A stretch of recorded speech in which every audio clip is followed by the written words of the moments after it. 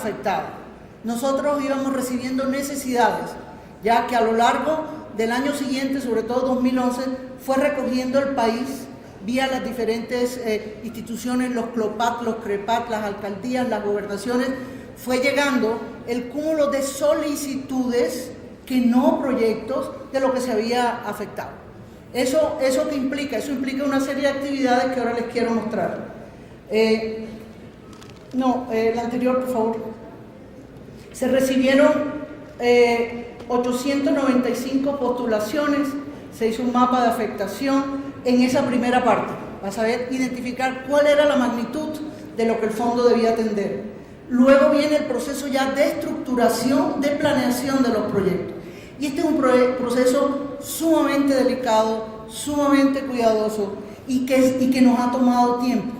Nos ha tomado tiempo. El fondo no podía responder de manera inmediata. De manera inmediata respondió Colombia Humanitaria. El fondo requería hacer en ese proceso de estructuración, primero verificar que ese reporte de daños era el real. Miren, en los momentos de desastre, de las cosas más difíciles es la toma de la información, es la producción de estadísticas confiables.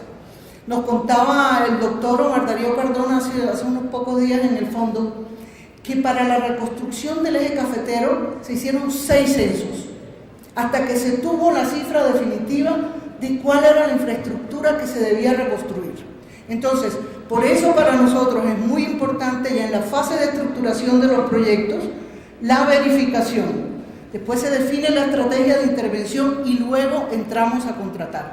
Hoy día ya estamos en un proceso de contratación bastante acelerado, pero el año 2012 y parte del 2013 lo llevamos en la estructuración de esos proyectos.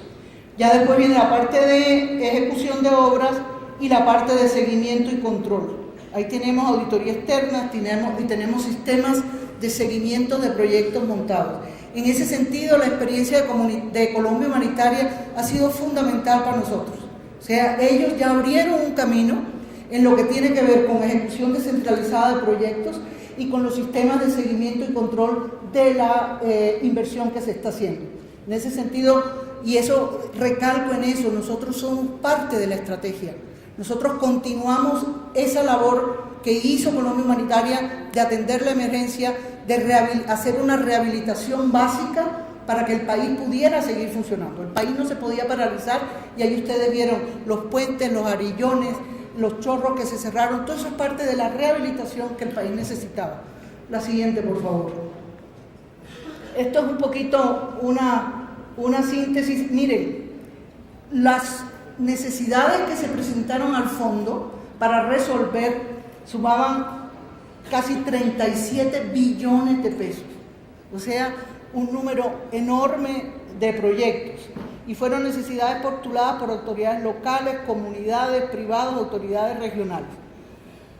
Finalmente se recibieron 895, luego ya hicimos una asignación de los recursos. Estos 9.3 billones se repartieron por sectores, a cada sector se le asignó un número de proyectos priorizados con los ministerios de estos que habían postulado. Esto es importante también porque eso quiere decir que el fondo tiene no solamente un número de recursos limitados, sino también un número limitado de proyectos que ya están allí.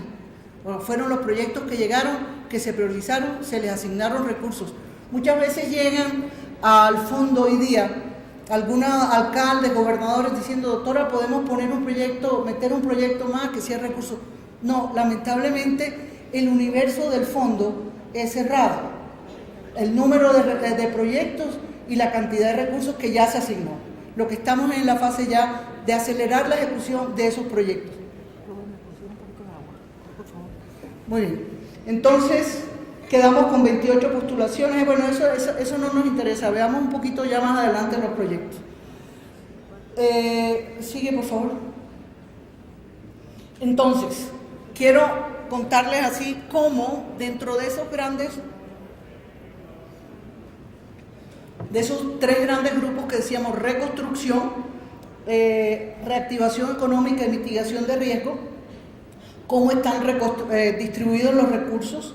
En el tema de reconstrucción está el 62% de los recursos del fondo, pues nos tocó recibir, miren, sistemas de acueducto y alcantarillado, escuelas, me recuerdo la cifra de escuelas, son 1.100 escuelas que entraron a ser reconstruidas, instituciones de salud, transporte, viviendas. Los registros nos daban 109.000, casi 110.000 viviendas a reconstruir y la reubicación de Gramalote. Eso como grandes proyectos de reconstrucción. Un poquito más adelante les doy detalles. En reactivación económica, el 5% de los recursos, aparentemente muy poco, pero con un gran impacto en esa población afectada. Y ahí eso nos da las diferencias en las inversiones que hace el país en infraestructura, en reconstruir todo esto que se afectó. Allí tenemos proyectos de reconstrucción de riesgo y de adaptación en el sector agropecuario. Esto se está trabajando con Corpoica. Proyectos regionales de reactivación económica, proyectos de oportunidades rurales, alianzas productivas y 4 distritos de riego que se están revisando para ser reconstruidos. Aquí es importante señalar cómo aquí todos estos programas los estamos trabajando con el Ministerio de Agricultura, igualmente en los otros sectores donde estamos haciendo reconstrucción, lo hacemos de la mano de la autoridad sectorial, o sea, los ministerios. En últimas, las escuelas que se están reconstruyendo, los centros y puestos de salud, son producto de una priorización que se hace con los ministerios respectivos.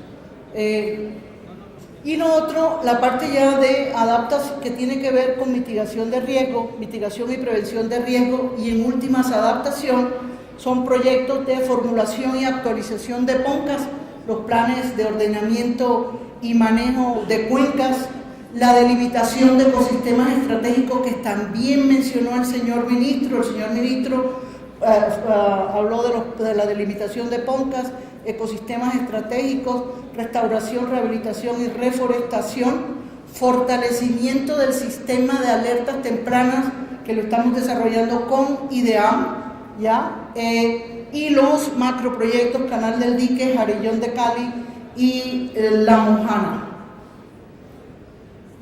¿Cómo es todo el proceso? Y cómo vamos incorporando riesgos. De las postulaciones vienen lo que se va presentando, se le asignó un presupuesto. Después viene la parte de verificación, verificamos la afectación, los beneficiados y se hace un barrido de las amenazas. O sea, cualquier proyecto que nosotros vamos a reconstruir, cualquier escuela, cualquier grupo de viviendas, comienza por analizar el mapa de amenazas, porque nos debemos asegurar que esa infraestructura que reconstruimos no va a volver a ser afectada. ¿Ya? Estamos, además de reconstruir, estamos previniendo, ¿ya? Estamos tomando medidas de adaptación, estamos tomando medidas de mitigación de los posibles riesgos que esa infraestructura pueda tener. Entonces, en la verificación se identifica cuáles son las amenazas. Ya en la parte de estudios y diseño se incorporan los estudios de amenazas, la definición de la estrategia de reducción de riesgos, la elaboración de diseños que desarrollen la estrategia de reducción de riesgos y la validación y ajuste. Les doy ejemplos. Estamos construyendo de esas 109.000 viviendas, hicimos verificación, quedan para reconstruir alrededor de 60.000, pero muchas de esas que no son reubicables por cuestiones sociales, por disponibilidad de predios, se están diseñando viviendas adaptables a esas condiciones. O sea, las viviendas palafíticas, las viviendas a las cuales se les sube el nivel, son producto de ese análisis de amenaza, de esa identificación de los riesgos y decir, esta es la solución. En el caso de Santa Lucía Atlántico, por ejemplo, las viviendas se están reconstruyendo en una plataforma que tiene 1,60 de altura. Ese 1,60 no es gratuito. Es producto del análisis de las amenazas de inundación del Canal del Dique, hasta dónde sube la cota máxima y por qué es